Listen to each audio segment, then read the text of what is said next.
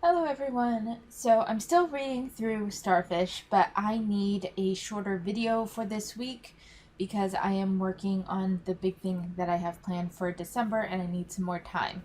So what we're going to do is we're just going to, I always have a picker wheel for who I cover next for the year in the TikToks. So we're going to go ahead and spin that and then we'll do about a half hour review of their TikTok. So let's just go ahead and get started.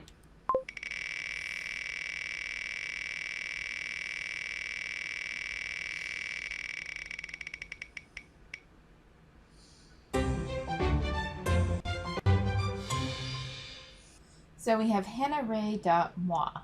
So let's go ahead and look her up. So it appears that her account may have been removed. So I've tried searching for it and I just put it in the TikTok address. And try one more thing.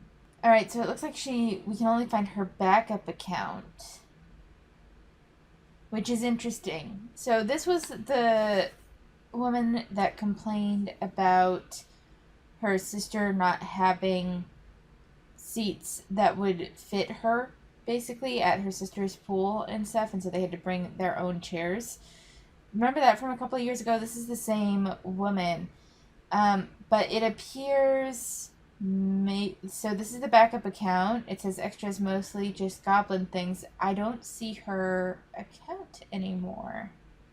I'm going to try one other thing. Alright, I had to check because she was one of the few people that did not block me back during FSB's tirade, but no matter what, it looks like I think her account is just gone.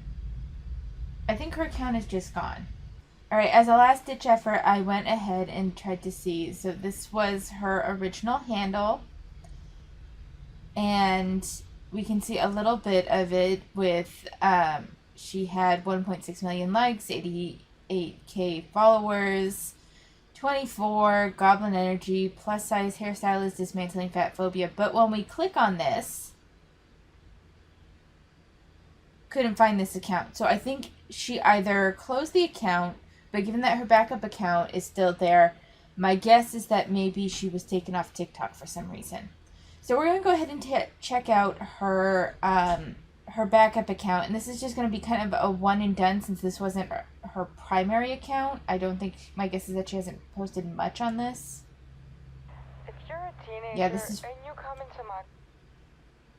This is from 2021. So we'll see if we can get a little bit closer to now.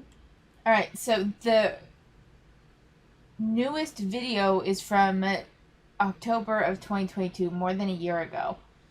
So we're going to go ahead and just take a look at, I guess, the most recent 5 videos. And rather than calling this a year in the TikTok, I'm just going to do TikTok Spotlight. Because it's just not the same. It's not anything... We're not able to go a year in the TikTok. I don't know what happened to her account. I don't think that it's private because it would have shown us that it was private. I think her account was just removed. So I don't know what happened. Kind of wish I knew what happened now, but for now we'll just take a look at a couple of, we'll go like 3 rows down and just kind of look, even though it'll be a couple years old, we'll just kind of take a look at them. If there's anything fat acceptance related, I'll review it real quick and then we'll just call it a video. So, okay, I went through and looked through real quick. It's mostly just her junk posting. There's nothing about fat acceptance, so we're going to see if we can find, like, a quick compilation of her stuff. So that way, because, I mean, she did have fat acceptance rhetoric and stuff to look. I'm really kind of disappointed that her account is gone. So let's see if we can find, like, a YouTube compilation. Alright, everyone, despite my best fucking efforts, I can't find anything for her. So, I guess what we're going to do today is a reaction to some fat acceptance cringe TikToks. We'll look at celestial TikToks. This was from 9 months ago, but we might see some inspiration to cover other people. So let's go ahead and take a look at the fat acceptance cringe TikToks number 10. from Celestial TikToks because I'm really disappointed because Hannah Ray didn't have a whole lot to cover, but she was still worth covering. So it's really unfortunate that she's just doesn't have anything. Okay, I went ahead and adjusted the screen size so you guys are more just looking at the video that I'm watching. So let's just go ahead and react real quick. This video is for fat people and fat people only. Breaking a toilet seat is morally neutral. It is not shameful, you're not a bad person, it's okay. Remember, these products were not designed to last and they certainly weren't made for our bodies. It's just a toilet seat. No, I'm sorry. I mean, you're right, it's morally new. Like, there's nothing inherently evil about you if you broke a toilet seat, but let's not pretend that that's just like a normal everyday occurrence. Herder, I'm so quirky, I broke a toilet seat. What the fuck? No. No. That's not how that works. Yeah. I don't even know how to express that. But I guess you're right. It is morally neutral, but it's not normal. You know? And let's see, what's this next one say? Fat people are allowed to eat what they want without feeling guilty about it. Get over it. Alright, let's see what else she does. Fat people are allowed to eat what they want without feeling guilty about it. For sure. Get over it. Dribble, dribble. You know, right in. Okay, but you say that with an oxygen mask, which or not a mask, but the tubing, which I can't help but feel like is probably tied to your weight. Like, don't get me wrong, you are allowed to eat whatever you want, but that doesn't mean that we're not allowed to judge you for it. I'm sorry. That's just the way it is. People judge others, and you're welcome to do whatever the fuck you want. I'm not going to say that you can't. But I will think that you eating that way is part of the reason why you're on oxygen. So this next one says, looks at this eating, hey, can we go to a different restaurant? Thin friend, why? The menu here is really good.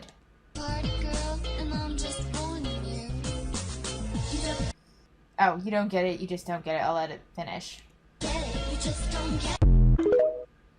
Did you, like, you're looking at the seating, clearly the seating's the issue. It's completely normal for anyone to think that you don't want to eat there because you think that the food isn't going to be what you want. And so she's trying to convince you the food is good. If you have an issue with the seating, you have to communicate that. I don't understand how you think that I should be able to read your mind and realize, because here's the thing. We all have things that we're just like, oh, I don't like that. We all have quirks and stuff. It's your job to communicate that to others. Just as it's, your job to communicate for example, I'm allergic to turmeric. And as a result, I don't really go into Indian restaurants and any restaurant where the food uses primarily turmeric because I have a severe allergy.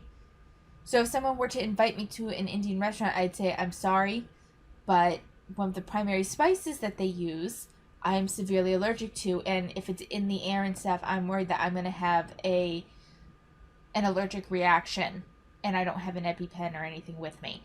You can explain, if it's a close friend, you can explain, hey, I know this isn't something you would normally take into consideration because it's not your issue, but this is my concern.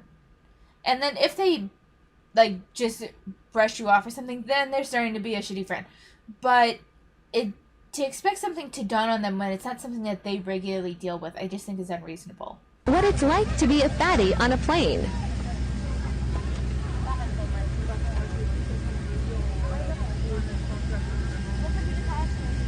I don't understand that whole, the seatbelt was uncomfortable? I think they have seatbelt extenders. You could have asked for one. I don't get that. Universal Studios for not making roller coaster rides or their rides like seats for obese people. I think Universal's in the wrong for this, and I don't think you should be victimizing yourself by promoting an unhealthy lifestyle. Obese. They're obese. They're 4X, 5X, and I'm not trying to be mean. I'm just calling it what it is. The other one is airplanes. They're like, I shouldn't have to buy a Comfort Plus or first class just to sit on the airplane. They need to accommodate us for just regular seats. That is victimization. It is genuinely victimization. The perfect example of fat phobia and thin privilege. This is, I agree with the original girl. Like, you're like, this is a perfect example of fat phobia and thin privilege. Weight isn't like race, where you have zero control over it. You have control over your weight. And to expect everything to like completely be rebuilt from the ground up, when obesity at the level that we've seen it and at the frequency that we've seen it is actually a fairly new phenomenon. Like, don't get me wrong, there have been fat people in the past. There have. Obesity isn't new in and of itself, but the rate and the severity of it is. It's newer. So I just, People deserve to take up space. People deserve to be accommodated for their body size. No, I'm sorry. You don't deserve to take up other people's space.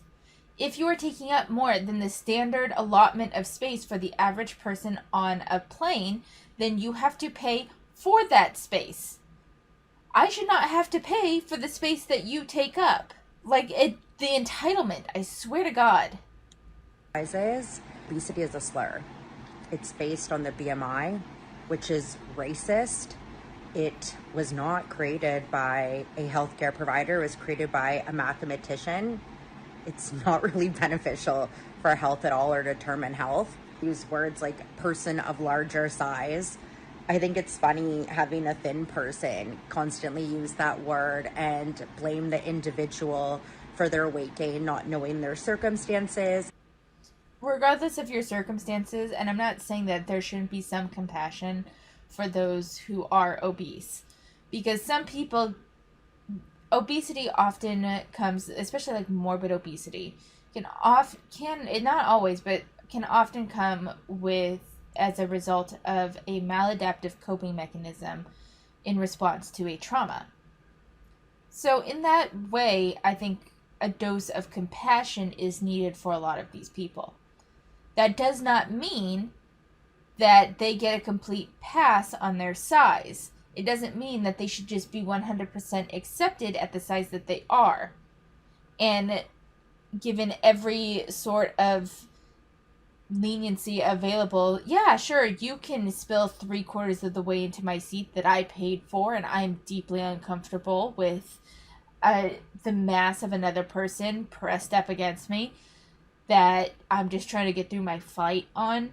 Like, there's a level of compassion for the people that are where they are, especially because we've seen with like My 600-Pound Life, a lot of them had some serious childhood trauma that they ate as a way to cope, and then their size prevented further abuse. And so as kind of a coping mechanism and a way to protect themselves, they continued to eat like that, and it just became too much of a problem for them to manage. That's something that deserves compassion and a gentle hand to help guide them back to a healthier lifestyle. That therapy, some serious therapy. But to act like this is just a new marginalized type of person, that you should refer to them as a person of size. You're morbidly obese. You are, actually, I don't know if she's morbidly obese, but she's definitely obese. It's not a slur. It is a medical term. Saying that it's not corporations' jobs to accommodate those people. It's just saying that, like, fat people don't matter. It's okay to discriminate against them. This person even said, like, the majority of people are thin and they are regular size, even though that's not the case at all. It's kind of comical because... But here's the thing. So it's true that, well, actually, I think... I don't remember the current overweight and obesity rate in the U.S.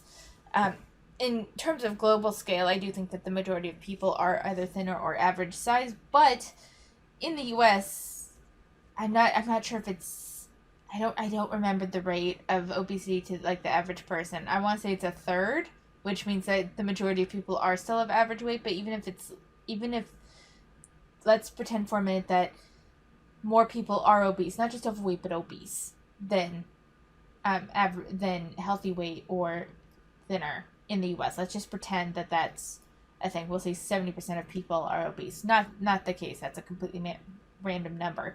But we're just going to, for the purpose of the thought experiment, just go with me. Of those that are in the obese category, how many of them are level 1 obese, level 2 obese, and level 3 obese? Because those that are level 1 obese will still be able to fit in the vast majority of average sizing on planes. The majority of them would still be able to shop in stores, even if it's in the plus size section, or even if it's the largest sizes. That would still be, they would still be able to do that. Because level 1 obese is still obese. There's still, like, increased risk factors there. But that doesn't mean that they are unable to fit into the majority of things. Obese doesn't automatically mean unable to fit in anything, any standardized anything.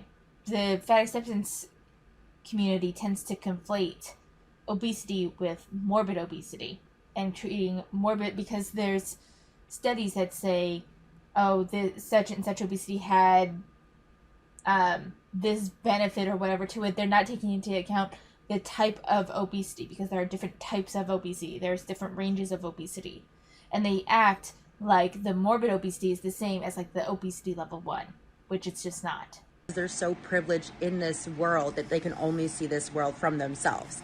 And they don't truly care the effect that their words have on fat people and how harmful that is and how discriminatory this is. And there's no like kindness or compassion about how that would feel for the person in the larger body, or any kind of understanding either that it is a person you are talking about. It's a person.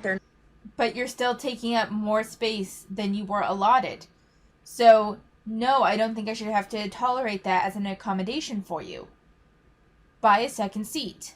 Not invisible, but all you keep saying is obese, is obese. You don't deserve to be accommodated because you are fat. You do not matter because you are fat. Fat people matter. Fat people matter. They are people and they matter. Know someone's health by looking up. If I hear any of you say that your New Year's resolution is to lose weight, I'm gonna laugh in your face. Come on, get a grip. What is it, 2002? Get it together. Do something interesting with your life. Oh, you mean like eat? I'm sorry. No, that pisses me off. Like, you guys want fucking respect. You guys want to be, you're like, fat people should be treated like people, and then you make shit like this.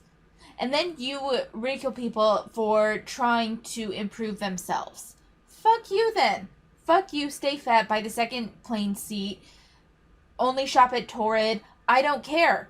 I don't care. You, honestly, like, I try, for all the criticisms I have of the fat acceptance community, I genuinely try to have some compassion for fat people, like obese and overweight individuals. I'm overweight. Like, it can be hard, and no, I don't think anyone should be ridiculed. But for people like this, for people, like, I already struggle with the professional victims. But the people like this that act like, oh, I'm happy being fat, or there's oppression against me because I'm fat, and then they post shit like this, where it's like, you're trying to lose weight? Haha, I'm gonna laugh in your face. Get a fucking grip. Well then, how about you get a grip over your weight and learn how to fit into a standard size seat? No, I'm sorry. I will be a catty fucking bitch if you're going to harass others for trying to better themselves. It pisses me off. It pisses me off. It pisses me off if anyone ridicules a fat person at a gym trying to lose weight. Fuck you. They're doing what they can. They are trying. Leave them the fuck alone. Same with this. I don't care if it's an average size person that just wants to lose 5 pounds in a year. Fuck you. Leave them alone. They're doing what they want with their body, and you think it's okay to fucking ridicule them? Then how about I ridicule you for being fat? Because that was a result of your choice too. Because you couldn't put down the fucking Twinkies. So, those things, like, genuinely piss me off to no end. How much of your pursuit of thinness, or what you call health, is actually a pursuit of thin privilege? Ooh, this is a good one. Kayla, your fat positive therapist. And when we're talking about thin privilege, we're talking about how society treats you better if you are in a thinner body. The world is made for thin people. You are assumed to be healthy, kind, active, morally good, all these things based on the size of your body. And so what this does, when people are in larger bodies, they're going to manipulate their bodies and end up feeling like crap in order to engage in that thin privilege. They just want to not feel terrible for once in their life. They want to feel accepted by society. They don't want to be taught that there's something wrong with them. So this belief system encourages diet culture. It encourages having this ladder effect where we are treating people who are thin and white at the top, and then everyone else can go below them. It's a social construct that means nothing. Okay, but there's still significant risk factors for being obese. And the thing is that it's like, oh, the pursuit of thin privilege. And the issue that I have with the idea of thin privilege is that there's some people that can naturally, like, as part of their predilection, maybe they're not as easily influenced by, like, the taste of sweet things, or maybe they're just naturally an active person. Like, there's some people that, well, I don't want to say naturally thin because that plays into their genetic rhetoric, which I disagree with. I think they can have natural inclinations that make it easier to maintain a healthier body weight. Whether that be a surplus of energy, whether that be that there's some people that don't like the taste of pastries or whatever, and so pastries are very calorie dense if they're not eating those, if they're not eating cookies, if they don't care for candy, if they don't care for, like, the really sweet things, it's easier to not gravitate towards those things that have excessive amounts of calories in them. And I know that there's non-sweet things that have excessive amount of calories, but just follow me for a sec. So in that way, like, I understand that, but to a large degree, I think for the vast majority of people, being thin or a healthy weight isn't a privilege so much as it is an earned reward. And even then, I don't know if I really like the idea of reward for being able to just fit in, like, average size things. I don't know. There's something about that whole thing that I just don't like. And I don't like that they also try to categorize everyone losing weight as somehow this victim that is trying to work within a corrupt system that's been oppressing them or something. Like, I don't like this whole thing. Trying to explain to a fat phobe why fat people can't just stop eating to lose weight. No one's asking you to just stop eating. They're telling you that you need to eat less or eat less calorically dense food and move more. No one's asking you to starve yourself. I love your skirt. Oh, thanks. Where is it from? It's from Torrid. Wait, where? Just this place called Torrid. What did you say it was called? I'm gonna look this up. I can't believe I've never heard of this. I can believe that you have never heard of this store because it's a plus size store for plus size people like me. I don't know if you've ever noticed, but the stores that you like and the stores that you shop at and all the stores that you care about, they only go up to like a size 12 or 14, and that actually only covers like 30% of women in America. But hey, since all of your clothes are mainstream fashion, why would you ever stop to think about where the other 70% of women in America have to shop and what those stores' names are called and what kind of clothes they carry? It's from Urban Outfitters. Oh my God, so cute. No, I'm sorry. One, I can believe that there are some people that don't know what Torrid is, but I think a good number of people know Torrid. Torrid is in, like, the average mall. I think people at the very least have heard of the store, even if they don't know everything. That they may not know that it's a plus size store, but I find it hard to believe that that the average person that goes to the mall on a regular basis and would be asking, oh, where'd you get your skirt or whatever, wouldn't at least know the name. Oh, that name sounds familiar, even if they can't connect it to a plus size store, number one. Number two, most stores only going up to 12 to 14, I think, is wrong. I think that most stores probably go up to 16 to 18 from what I've seen, because when I go shopping, I'm definitely not getting the largest size, and I'm a size 12 to 14, somewhere in there, sometimes up to a 16 depending on the brand. And I'm able to find stuff, and then there's usually like an extra size larger. So I'm not in the largest size. So saying it only goes up to 12 or 14 I think is incorrect. Also saying that the 70% of women have to shop at plus size stores, that's complete bullshit, because the other stores wouldn't stay in business if they were only catering to 30% of women. Like, it's not that, even if 70% of women, which that was an inflated number that I threw out there earlier, that's definitely not an actual statistic. But we'll play along. Let's say 70% of women are in the overweight or obese category. That does not mean that they are all automatically a size 20. You're not oppressed. I know you think you are. And I know you think that there's just this big horrible thing against plus size women. But it's not, like, there's definitely some negativity around plus size women, and there shouldn't be. But there's not like this big thing of like it just, the indignation in this whole TikTok was just fucking wild. Alright, so I reached the end of the video. I skipped quite a bit because it was primarily people dancing or doing outfit of the days, or there were a couple of what I eat in the days thrown in there. But I figured since this video is a complete fucking mess, we would just go through some of the more relevant things to talk about. I don't necessarily just want to shit on the fat acceptance crowd simply for dancing or showing off their outfits or whatever. But there were some things in there that were worth responding to. So I'm sorry that this week's video is a complete fucking mess. But I needed to keep it around a half hour to 40 minutes of recording time, which I did. I'm reaching that point now. And I'm going to get to working on stuff for December for this week. So thank you so much for watching. Take care of yourselves, and I'll see you next time.